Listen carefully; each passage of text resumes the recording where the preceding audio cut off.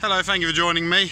We're just on the outskirts of Bath and we're going to walk along a section of the old Somerset and Dorset Railway. This is known as the Two Tunnels Greenway. So what we're going to do, we're going to join the trackbed here, looking that way. I expect once a bridge went across here and the embankment went that way where those buildings are. So it looks rather unlikely that they could ever reopen this section of line, which is a shame.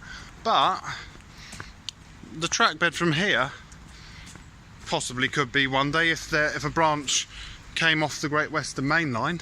So we're just going to walk along now and have a look, see what we see. I'm probably going to make a couple of videos. I'm not expecting to find any more stations on this section.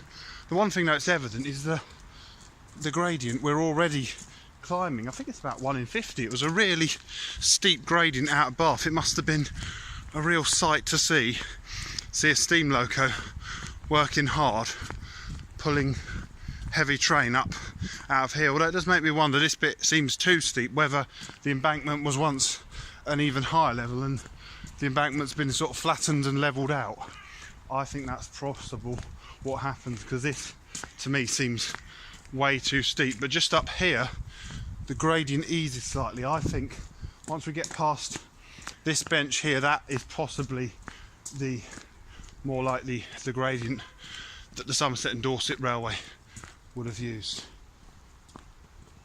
So from about here I think we're now walking on an authentic gradient. So you can just imagine if this was in the 1960s, the route closed in 1966, you can imagine Evening Star pulling a train of carriages out here, or there were freight trains worked over the Somerset and Dorset Railway. It really would have been, these houses would have been great places to live, having the steam locos really working hard as they made their way out of Bath.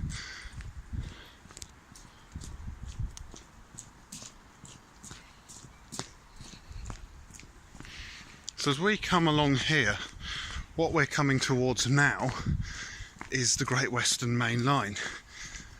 So hopefully we should at least be able to see it from the bridge. I don't know, because I haven't been here before. So we're coming along, there's a road just there, there's a cemetery over there.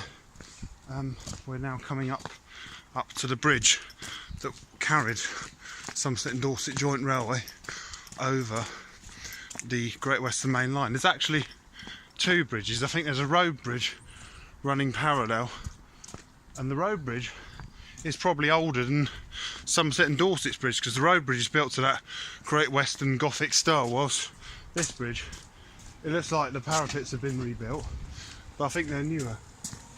And unfortunately we can't see over. I can't even lift the camera and show you over, which is a bit of a shame. They must have heightened the parapets and rebuilt it when they electrified the route. So we might be able to see around the corner the Great Western Main Line.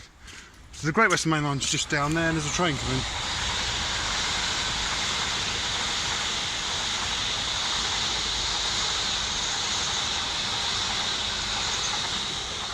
Two of the new Great Western Class 800s. It was number 15 and number 12, 800-015. Just look here, we can compare the two bridges. You see through the palisade fencing. You can see the Gothic style of the original bridge, which was built for the road to cross the Great Western Main Line, and the more modern, and I said it's been rebuilt, style of the Midland Railways Bridge or the Somerset and Dorset Railways Bridge. So I'm now going to carry on up here, and there'll be another video later on from further on the outskirts of Bath. Thank you very much for watching me from the Somerset and Dorset Joint Railway. Goodbye.